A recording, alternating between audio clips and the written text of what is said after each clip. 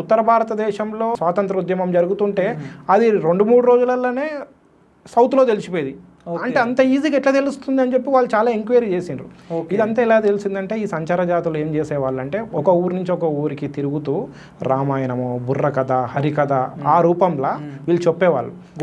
గూఢచారి వ్యవస్థ లాగా పనిచేసింటారు. మనం ఏం చేస్తున్నాము అంటే రామాయణం అంతా చేస్తారు, ఆ స్కిట్ అంతా అయిపోయినాక చెప్తారు మనం ఏం చేస్తున్నాం దేశం కోసం, అగో ఆ నార్త్ వాళ్ళు అలా చేస్తున్నారు, ఆ ఊరు వాళ్ళు ఇలా చేస్తున్నారు, వాళ్ళు ఇట్లాంటి పథకాలు రూపొందిస్తున్నారు అని చెప్పి ఇక్కడ వాళ్ళని అందరినీ జాగృతం చేసేవాళ్ళు.